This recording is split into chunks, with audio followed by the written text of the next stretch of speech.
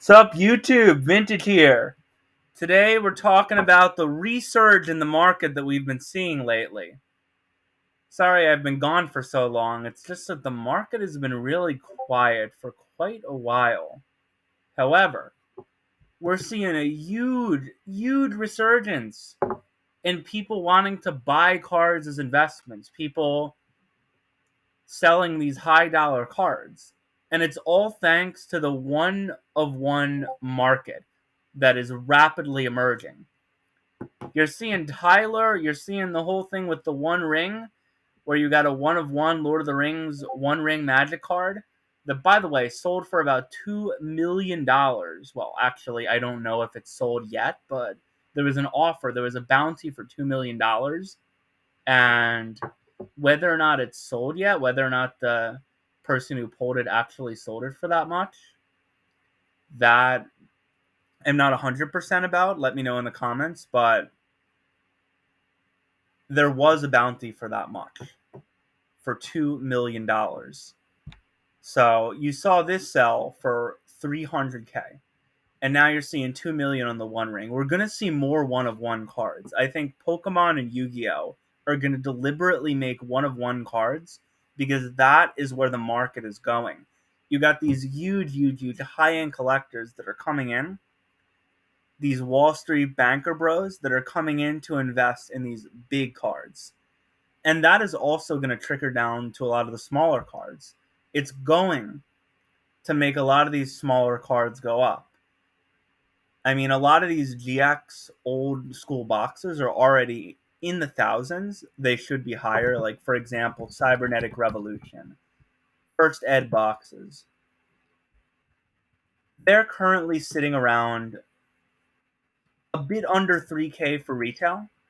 And for hobby, well, actually a bit under 2,500 because you have one for 28, and then you're seeing like 4K for hobby. Yeah, like 4K for hobby. And these prices, I think, are still criminally undervalued. I think we're going to see these go crazy in value very soon. Because when you're seeing these one of one cards that are coming out, because that is the way the market is going, people are craving these ultra super rare one of one cards, these Tylers, these One Rings, and Konami, the Pokemon Company, Wizards, these are businesses. So if they see that people are chasing these one of ones, that the one of one cards are selling packs, they're going to print more of them. They're going to print a one of one card in every set, possibly. And then you see like the Ulti Cyber Dragon. So this is a fucked up one. And it's even this one. USD converting the euros after tax and fees, it's going for about $300. Not bad at all.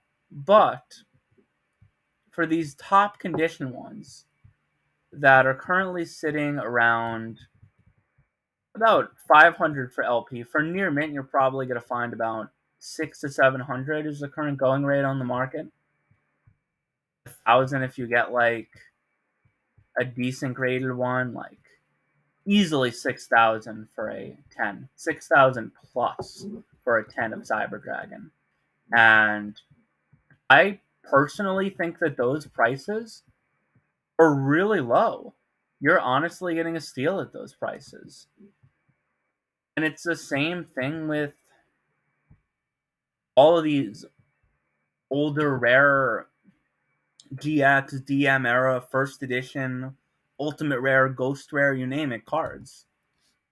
I mean, look at the Chaos Neos, the ghost rare misprint Chaos Neos with the Rainbow Dragon name. Chaos Neos misprint, let's see. You got one going in not even graded, but in pretty nice condition. Got a little shit on the top right there. Little ding right here. And that's about $1,000. But let's look at the mintier ones, if there are any on here. About 2K for a BGS 9. I personally think that price for the quality, the rarity of this card is way too cheap. You're getting a steal on this at 2K. Easy 5K by the end of this year, in my opinion. Because when you got these people, these high end collector investor types, chasing after the 101s, and don't get me wrong, there are going to be more 101s. There are definitely going to be more of these cards. If Wizards want, for like, let's say the next Universes Beyond they do is, let's say Naruto, and they make a 1 of 1 um, Sage Mode Nine-Tailed Fox Naruto, that shit is going to go easily for $5 million plus, because you see the Tyler for 300K. That was like testing the waters for the market. And then you saw the One Ring, which has the $2 million bounty. So we're only going to go up with the prices of these 1 of 1s, because people are going to realize, wait, I can get this amount for it. No, I can get even higher for this. Oh, wait, I can actually get this amount for it. And that's going to escalate to something amazing, something crazy, something rivaling what we saw with GameStop in 2021. It's going to be on that level. I honestly think that the bull market, the bull run we saw for cards during the peak COVID era, that was nothing compared to what we're about to see. We are about to see some super whales like you've never seen before, bidding up all these prices to absolutely crazy, ludicrous amounts. If you think that LOB first edition boxes, if you think those are crazy at what they are now, like 40,000 at this point, that's nothing. 35. That is absolutely nothing compared to what we're going to see. Oh, this person has it listed way too low. Not even 25K converted to USD. Probably resealed. Yeah. At that price, this person definitely resealed this shit. Nobody would sell an LOB first. Oh, yeah, you see. You got a bent and uneven top of the box. That is 100% resealed. No way anyone would sell an LOB box first edition that low at this stage in the game, at this stage in the opportunity. Absolutely not. And then you're seeing like Unlim LOB boxes. I honestly am kind of bearish on these Unlim boxes, especially with the newer logos, like the Euro box right here, because they're going to keep reprinting LOB boxes probably. I really think that, to be honest with you, I think TCG Konami is probably going to do what Korea does, and they're just going to reprint the fuck out of all of the old boxes. They're going to be in the new modern style, but the people on a budget, they're not going to go for the unlim prints anymore. The people trying to do the progression series is in real life, they're going to go for these reprint boxes. And first edition boxes, that's what, well, it's what most of the high-end investors go for anyway.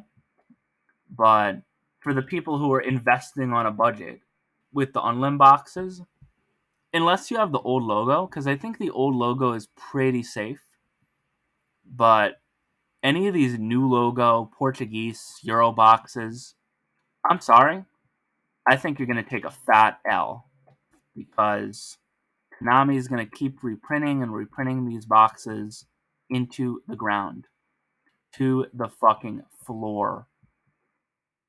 So if you're buying Unlim LOB at this stage, I'd either go for the old logo or, unironically, Asian English. because Konami's actually bringing back Asian English. And because they are, a lot of people are going to remember, wait a second, Asian English used to exist back in the day. And it was pretty cool. And the fact of the matter is, Asian English is actually going to be a big deal for the new ones on the collector's market. And the reason is because OCG has a different style of Ghost Rare than the TCG has. And the only way to get the OCG style Ghost Rare in English prints is to buy the Asian English product. And that could really be a good thing for the Asian English boxes. And it has the old logo. So that's another plus. Honestly, we're going to see some crazy shit happen. In my opinion, of course. But I'm really bullish that we're about to see great things for the market.